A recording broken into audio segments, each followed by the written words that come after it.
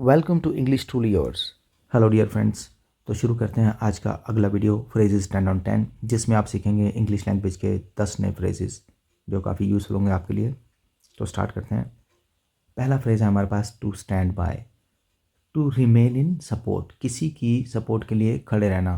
To stand by someone, मदद के लिए साथ खड़े रहना। सेंटेंस में देखते हैं, my neighbour has stood by me in times of need. जो मेरे पड़ोसी हैं वो जब जब जब टाइम्स ऑफ नीड, जब जब मुझे ज़रूरत पड़ी, ऐसा टाइम आया जब मुझे ज़रूरत थी, ही हैज़ स्टूड बाय मी, वो हमेशा मेरे साथ खड़े रहे हैं मदद के लिए। I know he will always stand by me when I need, मुझे मालूम है वो हमेशा मेरी सपोर्ट में खड़ा होगा, मेरे साथ मेरी हेल्प करने के लिए, सपोर्ट करने के लिए खड़ा रहेगा। व्हेन आई नीड, जब जब मुझे ज़रूरत पड़ेगी। He will stand by me and I will stand by you in every situation, चाहे कोई भी सिचुएशन हो, सारी सिचुएशन में मैं आपके साथ रहूँगा। I will stand by you in any situation, in every situation. इस तरह से आप स्टैंड बाय को यूज़ कर सकते हैं। नेक्स्ट है हमारे पास टू सर्व वन राइट, किसी के साथ सही हश्र होना। To get the treatment one deserves, जैसा ट्रीटमेंट कोई डिज़र्व करता है, जैसा उसे मिलना चाहिए वही ट्रीटमेंट मिलना। सही हश्र होना या सही परिणाम मिलना। He has been debarred from the examination after he was found cheating, it serves him right. Cheating कर रहा था एग्ज़ाम में, उसे फिर एग्ज़ाम से डी बार कर दिया गया, मतलब एग्ज़ाम वो नहीं दे सकता, उस पर बार लगा देगी, रोक लगा देगी कि अब वो एग्ज़ाम नहीं दे सकता। इट सर्व्स हिम राइट, ये उसका सही हुआ है। इट सर्व्स हिम राइट क्योंकि उसने गलती की है। इट सर्व्स हिम राइट, सही हश्र हुआ है उसका। अगला सेंटेंस देखते हैं। The sentence of 2 years in jail, sentence court जो पास करती है, ऑर्डर, जजमेंट जो कोर्ट ने पास की, उसे उसमें जो सेंटेंस लिखा उसे सेंटेंस कह रहे हैं हम, जो सज़ा है उसे सेंटेंस कह रहे हैं। The sentence of 2 years in jail serves him right, 2 साल की जेल की जो उसे टर्म सुनाई गई है, इट सर्व्स हिम राइट, बिल्कुल सही हश्र है उसके लिए, सही हुआ उसके साथ। As he has cheated and troubled many people, क्योंकि उसने बहुत लोगों को चीट किया और ट्रबल किया है, 2 साल की जेल उसके लिए। इट सर्व्स हिम राइट, बिल्कुल सही है उसके लिए, वो डिजर्व करता है ये। नेक्स्ट है हमारे पास a red letter day, a very important day, बहुत महत्वपूर्ण दिन। 15th of August is a red letter day in the history of India. 15 अगस्त जो है जिस दिन देश आज़ाद हुआ था, is a very important day, means it's a red letter day in the history of India. The day when many soldiers laid their life on the border became a red letter day for the country. उस दिन जिस दिन बहुत सारे लोगों ने, army के soldiers ने अपनी लाइफ, अपनी जान दी बॉर्डर पर, that became a red letter day for the country, वो दिन कंट्री के लिए बहुत ही महत्वपूर्ण दिन बन गया। It became a red letter day when many soldiers sacrificed their lives on the border for the country. A red letter day, a very important day. Next phrase है हमारे पास to laugh in the sleeves, चुपके से हंसना, covert laugh. To laugh secretly और covertly, चुपके से हंसना। The children laughed in their sleeves when the principal stammered while making a speech on the stage. Principal साहब स्टेज पर स्पीच देने गए और वो अब बीच में हकला रहे हैं, बोलते हुए स्टैमर कर रहे हैं, तो इस बात से बच्चे चुपके से हंसने लगे। The children laughed in their sleeves, ताकि किसी को पता न लगे, नीचे मुंह करके चुपके से धीरे धीरे हंस रहे हैं। To laugh in the sleeves. Next है हमारे पास the long and short of something. In brief, the general effect और रिजल्ट ऑफ समथिंग, संक्षेप में जानकारी के लिए जितना ज़रूरी हो, संक्षेप में किसी बात को बताना। The long and short of something, sentence में देख के पता लगेगा। The long and short of the case is that, कोई केस है जिसमें कोई इंसिडेंट हुई है और किसी पे कोई इल्ज़ाम है। The long and short of the case is that he has been accused of murdering his boss. पूरी स्टोरी ना बताते हुए आप सिंपली ये कह रहे हैं, कितने बजे कोई घर में गया, सीसीटीवी से सारा कुछ चेक किया। पूरी स्टोरी बताने की बजाय आप कह रहे हैं कि बस मैं अगर निष्कर्ष निकालूं, संक्षेप में बताऊं, तो the long and short of it is that he has murdered his boss, he has been accused of murdering his boss. उस पर अपने बॉस को मारने का इल्ज़ाम लगा, असली केस ही है। It is the long and short of the case.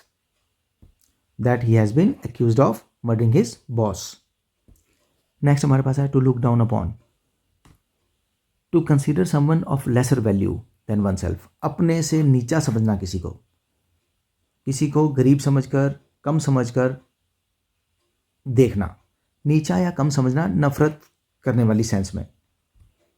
We should not look down upon the poor, गरीबों को हमें नीचा या कम नहीं समझना चाहिए, अपने से कम नहीं समझना चाहिए, गरीब समझकर उनसे नफरत नहीं करनी चाहिए। We should not look down upon the poor, नफरत करने वाली सेंस में कम समझना किसी को कि ये तो ऐसे ही है, इस सेंस में। You should not looked upon the less educated, जो कम पढ़े लिखे हैं उनको आपको ऐसी नज़र से नहीं देखना चाहिए कि वो आपसे कम है या आपको उनसे नफरत नहीं करनी चाहिए। Their circumstances have not allowed them the chance of going to school, उनके बेचारों के सर्कमस्टांसिस ही ऐसे नहीं थे कि वो स्कूल जा पाते, इसमें उनकी कोई गलती नहीं है, सिचुएशन ही ऐसी नहीं बन पाई कि वो बेचारे स्कूल जाते कभी। तो you should not look down upon less educated people और द पुअर, घृणा करते हुए, नफरत करते हुए किसी को नीचा समझना, to look down upon someone. Next है हमारे पास टू लिव अप टू, किसी लेवल तक अपने आप को बनाए रखना। To maintain, to keep the desired reputation, अपनी रेपुटेशन को बनाए रखना, एक लेवल बनाए रखना। आशा के अनुसार अपनी छवि बनाना या बनाए रखना। सेंटेंस में देखते हैं, we strive to live up to the expectation of our parents, हम कोशिश करते हैं,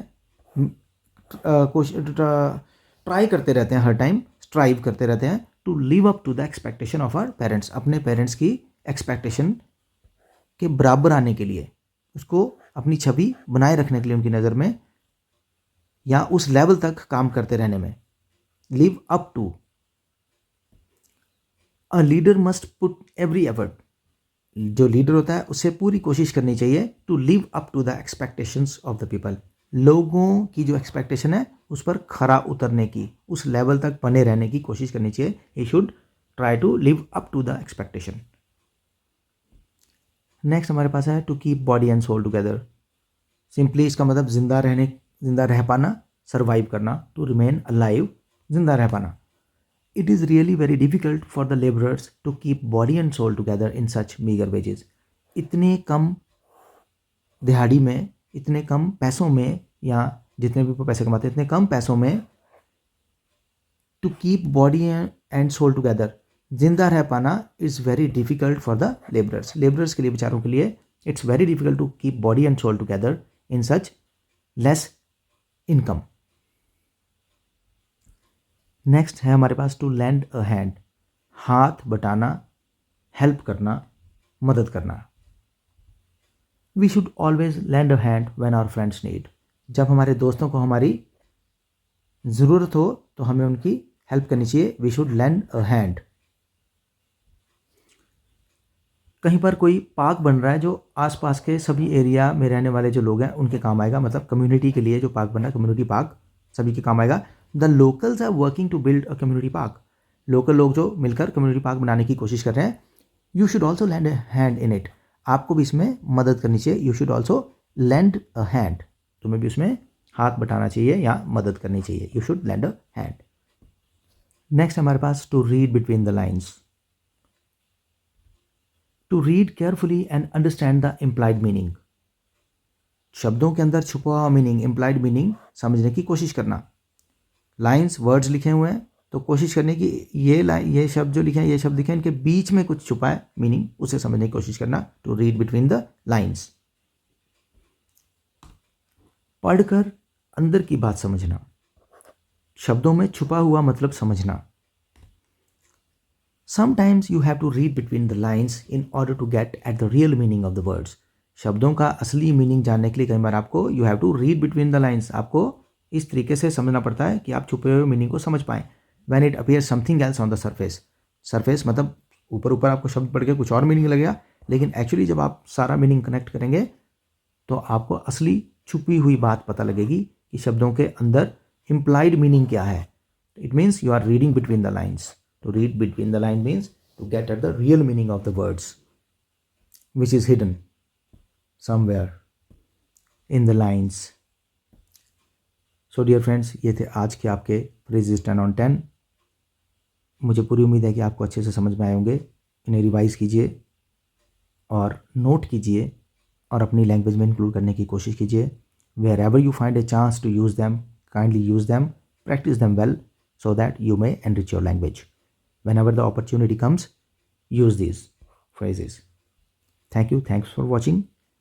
And don't forget to subscribe to the channel in order to get more such videos. Thank you.